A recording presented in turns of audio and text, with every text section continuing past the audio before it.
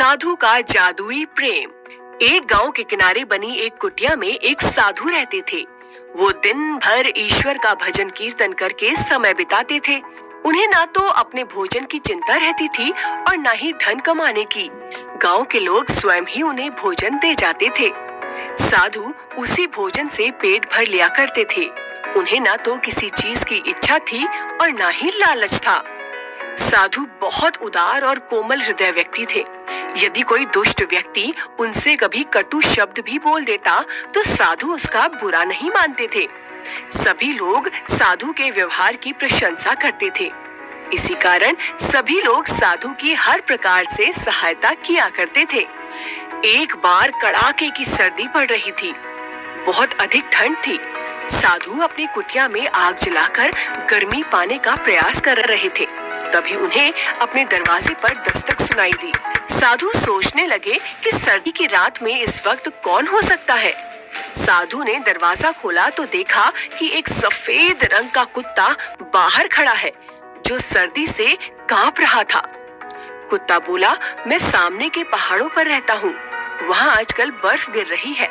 इस कारण मेरा जीना मुश्किल हो गया है। मुझे आप कृपा करके रात में थोड़ी सी जगह दे दीजिए। मैं सुबह होते ही चला जाऊंगा। साधु ने नम्रता पूर्वक उसे भीतर बुला लिया और कहा, परेशान होने की कोई बात नहीं है।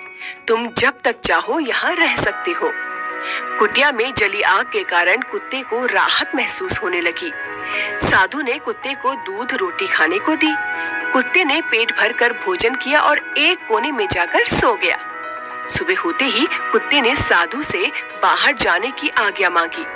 साधु ने कुत्ते से कहा, इसे अपना ही घर समझकर जब चाहे आ सकते हो। रात होने पर कुत्ता फिर आ गया। साधु ने उससे दिन भर की बातें की, फिर थोड़ा भोजन दिया और कुत्ता एक कोने में सो गया। इसी तरह दिन बीतने लगे।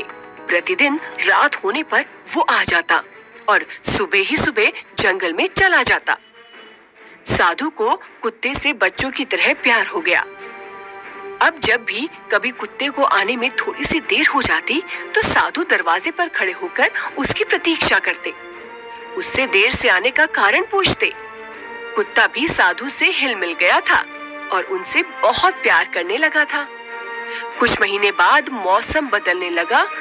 एक दिन कुत्ते ने कहा, आपने मेरी इतनी देखभाल और सेवा की है, मैं इसके बदले आपके लिए कोई काम करना चाहता हूँ। साधु ने कहा, मैंने तुम्हारी देखभाल करके तुम पर कोई उपकार नहीं किया है, ये तो मेरा कर्तव्य था। इस तरह की बातें करके तुम मुझे शर्मिंदा मत करो। मैं किसी उपकार का बदला नहीं चुका सकता, इतनी मेरी सामर्थ्य कहाँ। बस आपके साथ रहते रहते आपसे प्रेम हो गया है। इस कारण मैं आपकी सेवा करके स्वयं को गौरवान्वित महसूस करना चाहता हूँ। मेरी हार्दिक इच्छा है कि मैं आपके काम आ सकूं। साधु कुत्ते की प्यार भरी बातें सुनकर हार्दिक खुशी से गदगद हो उठे और कुत्ते के सिर पर हाथ फेरते हुए बोले, मुझे ना तो किसी चीज की आवश्यकता है और ना ही कोई विशेष इच्छा। गांव के लोग कुटिया पर ही मेरा भोजन पहुंचा जाते हैं। मेरी बीमारी में मेरा ध्यान रखते हैं। मुझे और क्या चाहिए। कुत्ता बोला, ये सब तो मैं जानता हूँ। इतने महीनों तक आपके साथ रहकर आपकी आत्मसंतुष्टि की प्रवृत्ति मैंने अच्छी तरह देखा व सीखा है।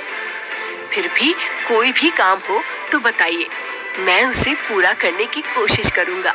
साधु कुछ देर से सोचते रहे, फिर कुछ सकुचाते हुए बोले, यूं तो जीते जी मुझे किसी चीज की आवश्यकता नहीं है। फिर भी कभी कभी सोचता हूँ कि मेरे पास एक सोने का टुकड़ा होता, जिसमें से कुछ भगवान को चढ़ा देता और कुछ मेरे मरने पर मेरी क्रिया कर्म में काम आ जाता।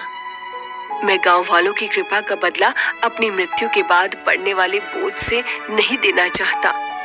कुत्ता साधु की बात सुनकर सोच में पड़ गया। वो बोला, बस इतनी सी बात है बाबा, इसमें आप इतना सकुचा रहे हैं। मैं अभी आपके लिए सोने का टुकड़ा लाता हूँ। साधु ने कहा, मुझे कोई भी ऐसा सोने का टुकड़ा नहीं चाहिए जो चोरी किया गया हो या किसी से दान में प्राप्त किया गया हो। कुत्ता साधु की बात सुनकर सोच में पड़ गया। और बोला, बाबा, मैं आपके लिए ऐसा ही सोना लाने का प्रयत्न करूंगा। ये कहकर वो बाबा की कुटिया से चला गया। शाम होने पर साधु कुत्ते का इंतजार करने लगे, परंतु वो वापस नहीं आया। साधु को ठीक से नींद भी नहीं आई। इस प्रकार कई दिन बीत गए, परंतु कुत्ता नहीं लौटा। साधु मन ही मन पश्चाताप करने लगे कि उन्होंने बेकार ही ऐसी वस्तु मांग ली जो उसके लिए संभव नहीं थी। कभी साधु के मन में ये भी ख्याल आता कि हो सकता है कुत्ता कहीं से सोना चुराने गया हो और पकड़ा गया हो, फिर लोगों के हाथों मारा गया हो, या कुत्ता किसी दुर्घटना का शिकार हो गया हो। साधु को कुत्ते की बहुत याद आती थी।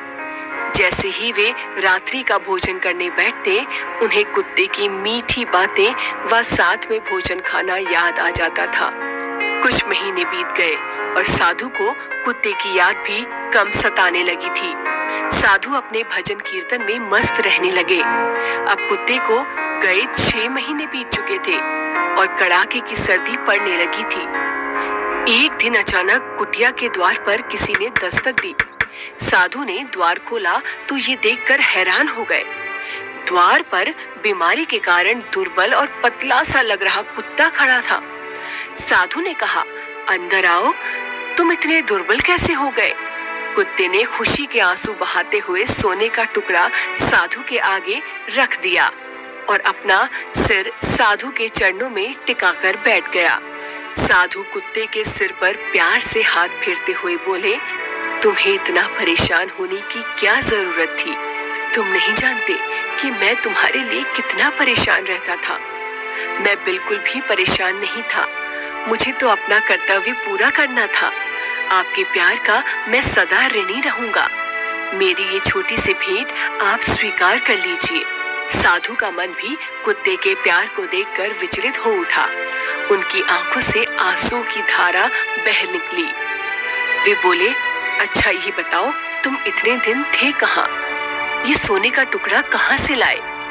कुत्ता बोला, मैं जिन पहाड़ों पर रहता हूँ उसी की दूसरी तरफ सोने की खाने हैं। वहाँ पर खुदाई के वक्त सोने के कण उड़कर गिरते रहते हैं। मैं इतने दिनों तक उन्हीं को इकट्ठा करता रहा।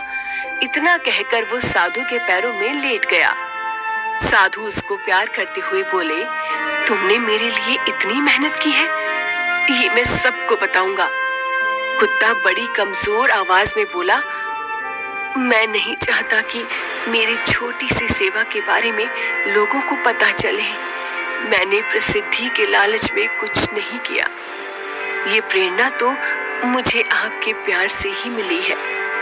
कल मैं जब इस दुनिया से चला जाऊं, उसके बाद आपका जो जी चाहे कीजिएगा। साधु बोले, ये कैसे हो सकता है कि तुम्हारी इतनी मेहनत और सेवा को लोग ना जाने? अगर तुम नहीं चाहते हो तो यही सही, लेकिन अब मैं तुम्हें यहाँ से जाने नहीं दूंगा। इतना कहकर साधु उसके लिए दूध रोटी लाने चले गए। उनके हाथ में दूध का कटोरा था और रोटी। जब उसको खाना देने गए तो देखा उसकी सांस बंद हो गई थी। ऐसा लग रहा था कि वो बेचारा तो सिर्फ साधु के जादुई प्रेम की भरपाई करने ही किसी तरह यहाँ तक पहुँच पाया था। साधु की आंखों से आंसुओं की अविरल धारा बह निकली।